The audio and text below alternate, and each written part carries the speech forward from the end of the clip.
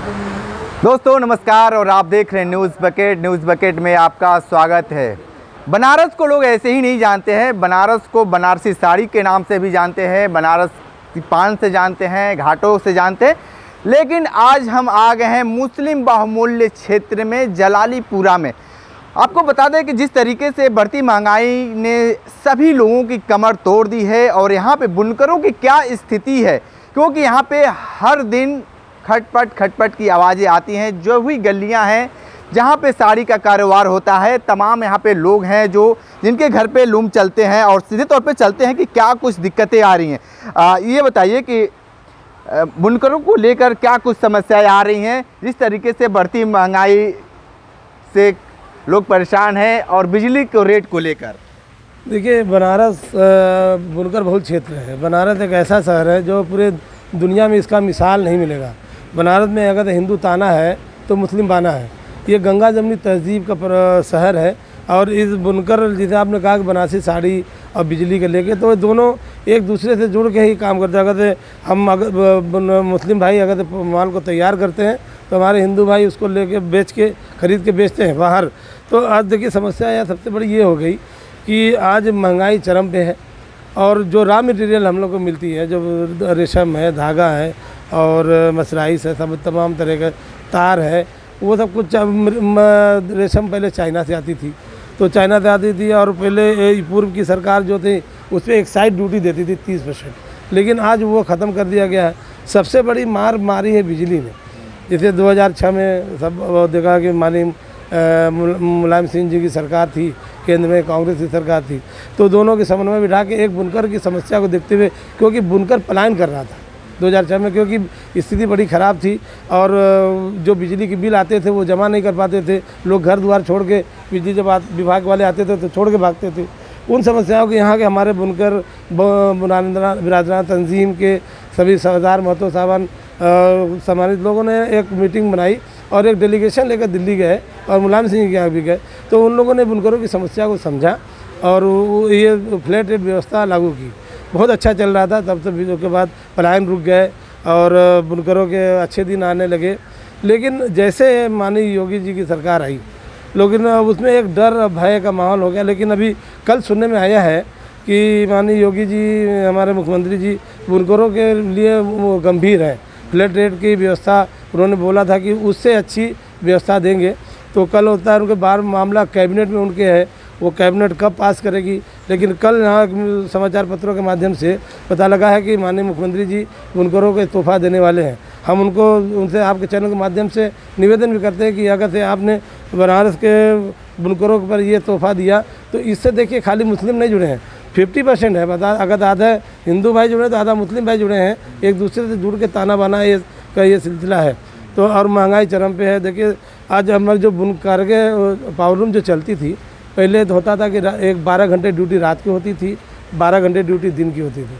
आज ये स्थिति है कि मात्र महीने में 10 से 15 दिन चलते हैं। कारीगर नहीं मिले, कारीगर उनको उतनी आमदनी नहीं मिलती, यहाँ से चले गए। ठीक है, और भी लोग हम बात करते हैं। ये बताइए कि जिस तरीके से लगातार आप लोग काम करते हैं, रात दिन मेहनत करते हैं, उससे फ़ायदा हो पा रहा है कि नहीं इस समय? इस समय फायदे का तो कोई काम नहीं हो रहा है, बस खाली दाल रोटियां चल रही है। फ़ायदा कब होगा? जब खाली बुनकर का रेट कम होने से कोई फ़ायदा नहीं होगा। आटा है, चावल है, दाल है, तेल है, जब सब कुछ रेट कम होगा तो हमारी खाली बिजली कम हो जाने से हमारा तो घर चलेगा नहीं। रह गया, अब सरकार इस पर कुछ विचार करे, महंगाई को भी कम करे। हमारी जो फ्लैट रेट पहले मिलती थी उसी तरह हमको फ्लैट रेट मिलना शुरू कर दें। तो सरकार की अभी लगता है कि मंशा है कुछ कम करने का? सरकार की मंशा क्या है, ये तो बेवकूफ़ बनाने की बात है। सन 2014 से ही चल रहा है, 2019 से ये जो है योगी सरकार ने उसको जो है एक गोलमाल किया हुआ है और ये 24 तक गोलमाल ही रहेगा, ये होगा नहीं। लोग कह रहे हैं कि बहुत अच्छी बात है, कर दें, उम्मीद तो है, मगर होगा नहीं। ये 24 तक लटकेगा और सरकार चले जाएगी, बात ख़त्म हो जाएगी, कुछ होना जाना है नहीं। आपकी क्या राय है इसको? देखिए, हमारी इस सरकार के लिए इस वक्त की राय ये है कि ये सरकार उसको थोड़ा सा पीछे कीजिए। ये सरकार बातें बहुत अच्छी करती है, जैसा कि 2019 में इन्होंने कहा कि मैं बिजली रेट इससे अच्छी स्थिति में दूंगा, व्यवस्था दूंगा। तो वो व्यवस्था ये देने लगे कि पूरी बिल हमको दीजिए, फिर मैं सब्सिडी भेज रहा हूँ। जैसा कि आप लोग अभी के करंट टाइम में देखेंगे कि गैस सिलेंडर पर हमें 400 रुपये का जब सिलेंडर मिलता था तो कुछ उसमें नचनिया गवैया लोग उनको बड़ी उनका चूल्हा बूझ जाता था भैया, चूल्हे बूझ जाता था।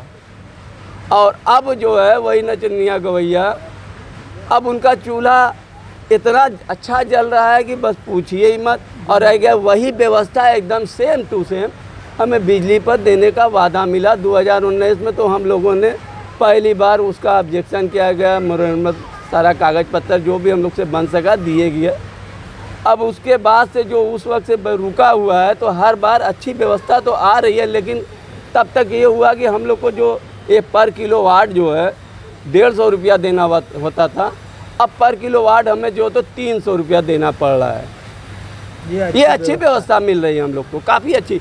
मगर उसमें भी कोई कागज़ हमें चाहे कि मतलब चुकता का मिल जाए, ये नहीं मिल रहा है। ये आपका पार्ट पेमेंट का कागज़ मिल रहा है भैया, गारंटी नहीं। ये पार्ट पेमेंट का ये इन्होंने व्यवस्था दी। इन्होंने आया बनारस के लिए बहुत सारी योजनाएं मोदी जी ने लाई, 20 लाख करोड़ की योजना लाई, बनारस में आके दे के चले गए योजना। अब उसका क्या हुआ है कि एक तो हमारे पास में कोई सरैया और कजाकपुरा सारनाथ आने जाने वाला ये रोड से होगा ना, तो जाएगा देखेगा, अगर 2 दान आना जाना पड़ जाए तो पता लगेगा कि उसका पूरा दिन ही ख़त्म हो गया।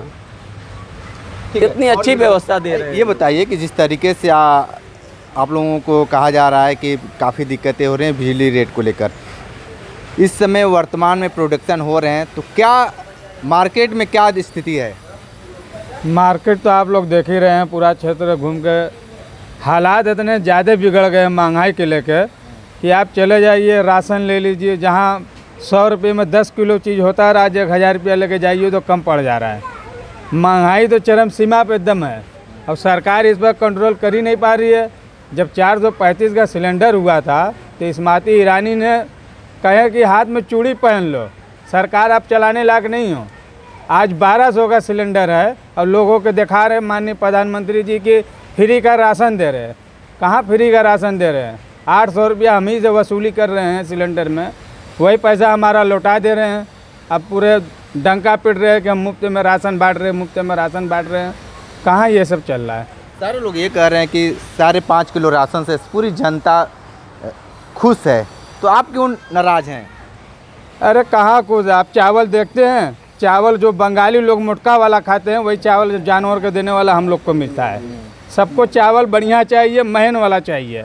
ये नहीं कि जिसको कोई पूजबे ना करे, नया चावल वही खाया जाता है जाड़ा के दिन में, नया चावल लेकर वही आए, वो सब चावल हम लोग कहाँ हजम होगा? बच्चे तो पूजबे ही नहीं करते हैं। अगर आप चावल हाँ बताइए। चावल आटा से मुराद नहीं है, मुराद ये है कि ठीक है आप हमें 5 किलो चावल दे रहे हैं, ठीक है, आप कह रहे हैं आपको वोट मिल गया, ये बता दिया जा रहा है कि हमारे साथ जो है तो सारा वोट जुड़ा है, जनता का सपोर्ट है। जनता का सपोर्ट आपको मिल जरूर रहा है, ये तो हम मान रहे हैं, लेकिन इतने नचनिया गवैया के लिए आके खड़ा कर देते, इतना तरह बेतरे का विवाद कर देते हैं कि सारे चैनल आज के दौर में लोगों को भ्रमित करते कि मुद्दा क्या था, हमें किस पर वोटिंग करने थे। बल्कि वो सारे हिंदू बेचारे खतरे में आए थे, इधर मुसलमान भी खतरे में चला जाता है। ये अलग एक व्यवस्था दी जा रही है। अच्छा, जुडिशरी में क्या हो रहा है उसका हमें कुछ, आज के जो मतलब मेन मीडिया है, जुडिशरी में क्या हो रहा है उसका कुछ बता ही नहीं रही है। यानी कोई भी आज हमारा देश जो है तो कहाँ जा रहा है उसको भी नहीं बता रही है। खुशहाली पर जब आ गया कि मतलब पाकिस्तान और नेपाल और बांग्लादेश जो है हमसे ज़्यादा खुश है, तो ये कूदने लगे कि वहाँ तो आटा के लिए लड़ाई होने। अरे भाई, आटा के लिए लड़ाई हमारे के यहाँ कोई बांटेगा? ज़्यादा भीड़ हो जाएगी, वहाँ भी लड़ाई होती है। तो पाकिस्तान, खुशहाली का मतलब ये होता है कि जहाँ ज़्यादा लोग खुल के बोल सकें, खुल के रोड पर। आप डर के FIR की तादाद हिंदुस्तान में इतनी अधिक हो चुकी है कि कोई उत्तर प्रदेश में कि कोई मुल्क इसको 2-4 मुल्क भी कवर नहीं कर पा रहे हैं। आप कह रहे हैं कि खुशहाली का यही होता है कि खुशहाली, जब आदमी रोड पर खुशी ही नहीं है, बोल ही नहीं पा रहा है, तो आप सोच रहे हैं कि हमारे साथ है। ये साथ होना नहीं हुआ। और सरकार का मतलब ज़्यादा रिन्यू भी उतर जाना। और भी लोग हैं, थोड़ा सा बात कर लेते हैं कि किस तरीके से क्या कुछ है। जिस तरीके से ये बताइए कि आप लोग ये जो क्षेत्र है यहाँ पे लूम चलाए जाते हैं, बिजली को लेकर कितना दिक्कतें हो रही हैं? बहुत दिक्कत हो रही है भाई। वो का जो है रेट और फिक्स कर ही नहीं रहे हैं, लोग परेशान बने हैं उसी में। ये सब बात है। कोई तो देखिए यहाँ पे तमाम लोग हैं। और यहाँ क्या कुछ दिक्कतें अभी बाकी रह गई हैं आपकी? जैसे अभी हमारे बड़े अब्बू ने बताया, बुनकर की समस्या तो यहाँ उत्तर प्रदेश के अंदर 3 साल से इतना ज़्यादा है कि एक महीना पे लाइन काटी जा रही है। जो कि मुख्यमंत्री जी ने आए थे करीब 3 महीना या 4 महीना पहले, बोले थे कि बुनकरों के लाइन बकाये पर नहीं काटी जाएगी। यहाँ 15 दिन हो रहा है, 1 महीना हो रहा है, लाइन काट दी जा रही है। कह रहे हैं आपके यहाँ बकाया है, जो कि हम लोग पार्ट पेमेंट जमा कर रहे हैं। अगर फिक्स रेट हम लोग का तय नहीं हुआ तो पार्ट पेमेंट के तौर पर हम लोग जमा कर रहे हैं, उसके बावजूद 1 महीना में लाइन काट दे रहे हैं। यही तरह वसूली होता जा रहा है। बुनकरों के लिए कोई मसला आज तक 3 साल से हल नहीं हुआ। 2019 से हम लोग का लड़ाई चल रहा है, अनिश्चितकालीन। हाँ, अनिश्चितकालीन का हम लोग का आंदोलन चला। सरकार के कहने पे 3 दिना में हम लोग बंदी को वापस ले लिए थे। उसके बावजूद आज 3 साल का दिन हो गया, मामला हल नहीं हुआ। सरकार को लग रहा है कि बुनकर बहुत पैसा कमा रहा है। सरकार को पता होना चाहिए कि माँ बहने के जेवरात बेच के तब वो पावर लूम को कबाड़ बना, यानी कबाड़ बोला जाता है उत्तर प्रदेश के अंदर। उसको कबाड़ के हम लोग बना के आज चला रहे, खा कमा रहे। तो सरकार का लग रहा है बुनकर बहुत पैसा कमा रहा है। सही बात है। जिस तरीके से आप लोग कह रहे हैं कि बिजली बहुत महंगी हो गई है, सरकार ध्यान नहीं दे, क्या चीज़ चाहते हैं सरकार से? देखिए, बिजली तो और भी प्रदेशों में जब बिजली सस्ती है, किसान भाइयों को सरकार ने, ये उत्तर प्रदेश सरकार ने ऐलान कर दिया कि उनको खेती के लिए बिजली फ्री दी जाएगी और वो कानून लागू भी हो गया। अगर तो किसान हमें खाने के लिए अन्न देता है तो बुनकर तन घटने के लिए कपड़ा देता है। और उससे भेदभाव क्यों? मतलब वो सोचते हैं कि इसमें खाली मुस्लिम जुड़े हैं। मतलब देश को जिस तरह से इन लोगों ने बांट दिया, हिंदू मुस्लिम करके इन लोगों ने मतलब देश की जनता गुमराह कर दिया। देखिए, कपड़े पे किसी प्रकार का कोई भी टैक्स नहीं लगता था और इन्होंने कपड़े पे GST लागू कर दिया। जबकि एक पहले एक्साइज ड्यूटी 3% लगी थी। तो सारे लोग यहाँ से गए और उस वक्त की सरकार को, दिल्ली में सरकार थी, उनसे गुहार लगाई कि देखिए, कपड़े पे किसी प्रकार का आज तक आज़ादी के बाद से टैक्स नहीं लगा, तो आप एक्साइज ड्यूटी क्यों लगा सकते हैं, लगाएंगे। और हम लोग बुनकर समाज जो है पढ़ा लिखा नहीं है, हमारे बहुत अब जागरूकता की कमी है। अब माशाल्लाह लोग पढ़ रहे हैं, लेकिन GST से जितना पैसा कपड़े से मिल रही है उसके हिसाब से तो बिजली में कुछ नहीं है। बिजली में मात्र 700-800 करोड़ देना है। अब हज़ारों करोड़ रुपया GST से कपड़े से कमा रहे हैं, वो पैसा बुनकर का ही ले रहे हैं। तो उससे अब उसको देने में क्या दिक्कत है? तो ऐसा नहीं है, सरकार कहीं से भी घाटे में नहीं है। वो बुनकर के GST कपड़े का पैसा आप किसानों को दे रहे हैं, किसानों को बिजली मुफ्त दे रहे हैं, तो हम किसानों के हम बुनकरों को क्यों नहीं मुफ्त दे रहे हैं? हम मुफ्त भी नहीं मांगते, हमें फ्लैट रेट दे दीजिए, हम उसी में खुश हैं। देखिए, हम नौकरी नहीं मांगते, ना हमें नौकरी मिली। अब समाज में पूरे देश में उठा के दे दीजिए 1% मुस्लिम समाज पे या 2%, और सब समाज देख लीजिए नौकरी पे ज़्यादा निर्भर है। हम तो आत्मनिर्भर खुद हैं। हमारा बुनकर समाज, जैसे माननीय मोदी जी कहते हैं आत्मनिर्भर बनिए, तो आत्मनिर्भर बुनकर समाज है जो अपना खुद कमाता है, खुद खाता है, रोजगार पैदा करता है। और ये जो खाली दिखावा करते हैं, ये लोग जितनी बात करते हैं सब उल्टा करते हैं, झूठ को भी सच की तरफ। तो आप देखिए कि यह बुनकर लोग हैं और जिस तरीके से इनका दुख और दर्द है कि बिजली रेट को लेकर केंद्र सरकार और प्रदेश सरकार, और प्रदेश में डबल इंजन की सरकार है। अगर सरकार इनकी बातें, इनकी दुख को समझती तो बिल्कुल अच्छा होता और इनके चेहरे पे मुस्कान होता, लेकिन इनकी मुस्कुराहट छिन गई है, क्योंकि जो इनका रेट था वो नहीं मिल रहा है। और जो बड़े पैमाने पे जिस तरीके से एक हिंदू मुस्लिम के जो कार्ड खेले जा रहे हैं, वो ऐसा है नहीं। आपको बता के दें कि जिस तरीके से यहाँ जो लूम चलाए जाते हैं, तो यहाँ पे हिंदू भी काम करने आते हैं। और जो यहाँ पे जो बड़े पैमाने पे जो साड़ी निकलती है, तो यह जो गद्दी लगती है, जो बनारस में अड़ी लगती है, वहाँ पे भी सारे लोग हिंदू खरीदने वाले होते हैं और मुस्लिम लोग बेचने वाले होते हैं। देखना दिलचस्प होगा कि आने वाले वक्त में सरकार मुस्लिमों को लेकर, यानी हैंडलूम हाउस को लेकर क्या कुछ नया करने जा रही है। ग्राउंड जीरो से रिपोर्ट कर रहे थे, तो हमारे साथ बने रहिए न्यूज़ बकेट के साथ। हमें दीजिए इजाजत, नमस्कार। पेश है न्यूज बकेट हिंदी मासिक पत्रिका। पढ़ें इस महीने की पूरी खबर विस्तार से हमारे न्यूज बकेट की मैगजीन में। हमारी ई मैगजीन को मुफ्त में पढ़ने के लिए अभी लॉगिन करें www.newsbucket.in पर। इसके अलावा रोज की ताज़ा खबरों के लिए हमारे YouTube चैनल को तुरंत सब्सक्राइब करें।